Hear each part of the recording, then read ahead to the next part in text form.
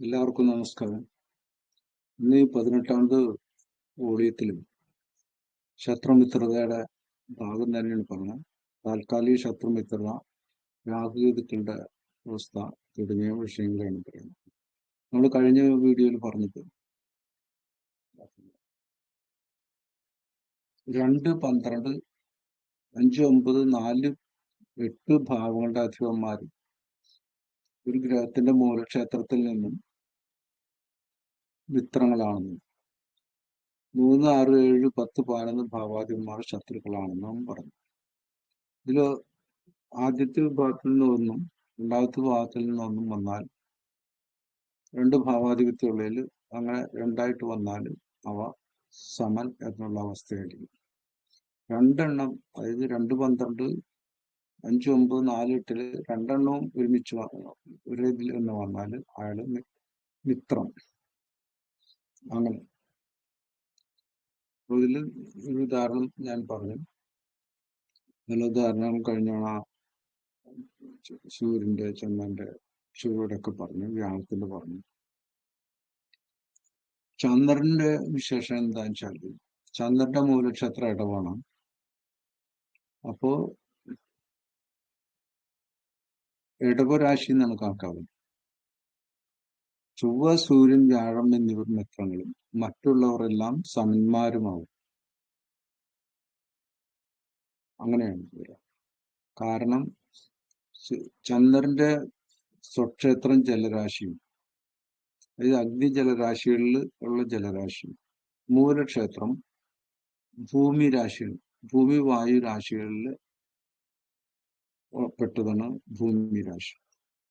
നേരത്തെ പറഞ്ഞു ജലരാശികളും അഗ്നിരാശികളും ഉള്ളവര് പരസ്പരം മിത്രങ്ങളാണെന്നും ഭൂമി രാശികളും വായുരാശികളും ഉള്ളവര് പരസ്പരം മിത്രങ്ങളാണെന്നും ഈ 2 കൂട്ടരും തമ്മിൽ ശത്രുക്കളാണെന്നും പറഞ്ഞു. ചന്ദ്രന്റെ ഒരു വിശേഷമുള്ളത് എന്താ വെച്ചാല് ചന്ദ്രന്റെ മൂലക്ഷേത്രം ഇടവരാശി ഭൂമി രാശി ആയതിനാൽ ആ ഭൂമി രാശിയുടെ ആയിട്ടുള്ളവരൊക്കെ മിത്രങ്ങളായിട്ടിരിക്കും.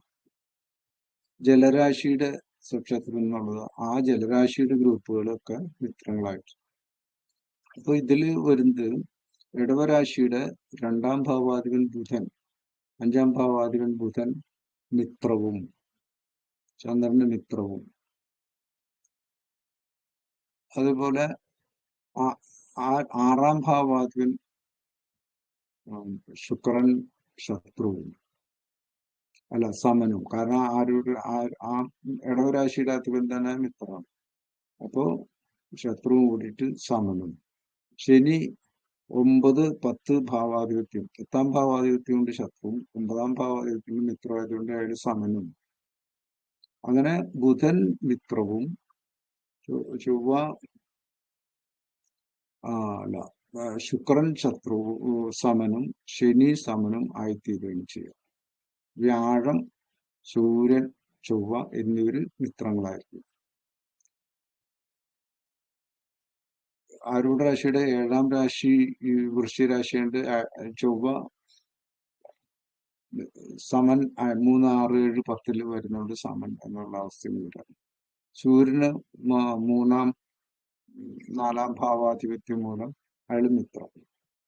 ബുധനും സൂര്യനും മിത്രം, മറ്റുള്ളവരൊക്കെ സമന്മാരായി തീരുകയാണ് ചെയ്യും. രാഹുകേതുക്കൾക്ക് പ്രത്യേകിച്ച് സ്വന്തമായിട്ട് ക്ഷേത്രങ്ങളൊന്നും ഇല്ലാത്തതിനാൽ അവരുടെ ശത്രുമിത്രത പ്രധാനമായിട്ട് ചിന്തിക്കാൻ പറ്റില്ല. ശത്രുക്കളോട് കൂടിയാൽ ശത്രുവും, മിത്രത്തോട് കൂടിയാൽ മിത്രവും, സമനോട് കൂടിയാൽ സമനുമായി ഫലം തരും. ഈ ശത്രുമിത്രത നിസർഗമായിട്ടുള്ളതാവും. എല്ലാ പ്രശ്നത്തിലും, ജാതകത്തിലും, മുഹൂർത്ത വിഷയത്തിലും ഒക്കെ ചിന്തിക്കേണ്ടതാണ് ഈ ശത്രുമിത്രത. പിന്നെ നമ്മൾ ഇതിൽ വിഷയമായിട്ടുള്ളത് താൽക്കാലിക ശത്രുമിത്രത. നേരത്തെ പറഞ്ഞു അത് 10, 11, 12, അതായത് ഏത് ഗ്രഹത്തിന്റെ മൂലക്ഷേത്രത്തിനോ ഗ്രഹം നിൽക്കുന്ന രാശിയാണ്, മൂലക്ഷേത്രമല്ല, ഗ്രഹം നിൽക്കുന്ന രാശിയുടെ 10, 11, 12, 2, 3, 4 നിൽക്കുന്ന ഗ്രഹങ്ങള് തൽക്കാല മിത്രവും, 5 മുതൽ 9 വരെയുള്ള രാശികളിൽ നിൽക്കുന്നവരും തൽക്കാല ശത്രുക്കൾ. അപ്പൊ ഇതില് ഈ വിധത്തില് കണക്കാക്കുമ്പോൾ നൈസർഗിക മിത്രവും തൽക്കാല മിത്രവും ഒരേ ഗ്രഹമായാൽ അതിമിത്രം. നൈസർഗിക മിത്രവും തൽക്കാല ശത്രുവും ഒരേ ഗ്രഹമായാൽ സമം. നൈസർഗിക ശത്രുവും തൽക്കാല മിത്രവും ഒരേ ഗ്രഹമായാൽ സമം. നൈസർഗിക ശത്രുവും തൽക്കാല ശത്രുവും ഒരേ ഗ്രഹമായാൽ അതിശത്രു. നൈസർഗിക സമനും തൽക്കാല മിത്രവും ഒരേ ഗ്രഹമായാൽ മിത്രം. നൈസർഗിക സമനും തൽക്കാല ശത്രുവും ഒരേ ഗ്രഹമായാൽ മിത്രവും ആകും. അപ്പൊ ഇതില് അതിമിത്രം, അതിശത്രു, സമൻ, മിത്രം, ശത്രു ഇങ്ങനെ ആയിട്ട് വിഭജിക്കാൻ കഴിയും.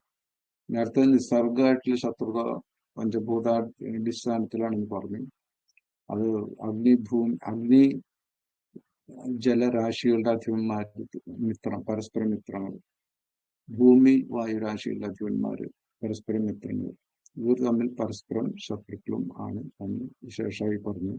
അങ്ങനെ ഉള്ള അതാണ് നൈസർഗിക ശത്രുമിത്രത എന്ന് പറയുന്നത്. തൽക്കാല ശത്രുമിത്ര എന്ന് വെച്ചാൽ ഒരു ഗ്രഹം നിൽക്കുന്നതിന്റെ 10, 11, 12, 2, 3, 4 നിൽക്കുന്ന മിത്രങ്ങളാണ് താൽക്കാലിക മിത്രങ്ങൾ. 5 മുതൽ 9 വരെയുള്ള രാശികളിൽ നിൽക്കുന്നത് താൽക്കാലിക ശത്രുക്കളാണ്. അപ്പൊ അതുകൊണ്ട് നൈസർഗിക മിത്രത ശത്രുമിത്രതയും താൽക്കാലിക ശത്രുമിത്രതയും കൂടി ചേർന്നിട്ടുള്ള ഒരു വിധമാണ് ഗ്രഹങ്ങള് ഏത് തരത്തില് ദിശാഫലം തരും, ഏത് തരത്തിലാണ് അനുഭവം ഉണ്ടാക്കുക എന്നുള്ളതിന് ഇത് ഒരു പ്രധാന കാര്യം. നൈസർഗിക മിത്രം, തൽക്കാല മിത്രം ഒരേ ഗ്രഹമായാൽ അതിമിത്രമായി പ്രവർത്തിക്കും. നൈസർഗിക മിത്രവും തൽക്കാല ശത്രുവും ഒരേ ഗ്രഹമായാൽ സമം. നൈസർഗിക ശത്രുവും തൽക്കാല മിത്രവും ഒരു ഗ്രഹമായാൽ സമം. നൈസർഗിക ശത്രു തൽക്കാല ശത്രു അയാൾ അതിശത്രുവായിട്ട്. അപ്പൊ അതായത് ഇപ്പൊ ശത്രു സൂര്യൻ, പിന്നെ സൂര്യന്റെ മിത്രാണ് ചൊവ്വ. ആ ചൊവ്വ ഈ 10, 11, 12 അല്ലെങ്കിൽ 2, 3 സൂര്യന്റെ 10, 11, 12 2, 3 അയാള് അതിമിത്രമായി തീരും. അതേ ചൊവ്വ തന്നെ 5 മുതൽ 9 വരെയുള്ള ഭാവങ്ങളിൽ സൂര്യൻ നിന്നാല് അയാള് സമനായി മാറും. താൽക്കാലിക അവസ്ഥയിൽ അയാൾ സമനാവും. എന്നാലും അതിശത്രുവാവില്ല. സൂര്യന്റെ ശത്രുവാണ്. അയാള് 5 തുടങ്ങി 9 വരെയുള്ള രാശികളിൽ സൂര്യനിൽ നിന്നാൽ അയാള് അതിശത്രുവായിട്ട് പ്രവർത്തിക്കും. അങ്ങനെ ഈ വിഷയത്തില് വിശദമായിട്ട് തന്നെ പഠിക്കുന്നതാണ്. നൈസർഗിക സമനും തൽക്കാല ശത്രുവും ഒരേ ഗ്രഹമായ ശത്രുവാണ്. സമൻ ശത്രുവായിട്ട് നിന്നാൽ, സമനായിട്ടുള്ള ഒരു ഗ്രഹം 5 തുടങ്ങി 9 ഭാവങ്ങളിൽ നിന്നാൽ അയാൾ ശത്രുവായിട്ട്. ഈ വിധത്തിലുള്ള ഗ്രഹങ്ങൾ അവരവരുടെ പേരിനനുസരിച്ചുള്ള ഫലം ചെയ്യും. ഒരു ദശാനാഥന്റെ അപഹാരനാഥന്മാർ ഇതിനനുസരിച്ച് അപഹാരഫലം ചെയ്യും. അതാണ് അതിൽ ശത്രുമിത്രത കൊണ്ട് പ്രധാനമായിട്ട് ഉദ്ദേശിക്കുന്നത് ദശാഫലത്തിൽ ഏത് തരത്തില് ഫലം തരും എന്ന് അറിയാനാണ്. അത് പിന്നെ ക്രൂരഗ്രഹങ്ങൾ പ്രധാനമായിട്ടും ക്രൂരായിട്ടുള്ള ശത്രുക്കളായാൽ ഭയങ്കര ദോഷകരമായിട്ടുള്ള ഫലം ചെയ്യും. ശുഭഗ്രഹങ്ങളും അവരവരുടെ അതിശത്രുവായാൽ അവരുടെ കാരകത്വത്തിനനുസരിച്ചും അതുപോലെ തന്നെ അവരുടെ പഞ്ചഭൂത അടിസ്ഥാനത്തിലും ദോഷകരമായിട്ടുള്ള രോഗങ്ങളും കഷ്ടതകളും നൽകും.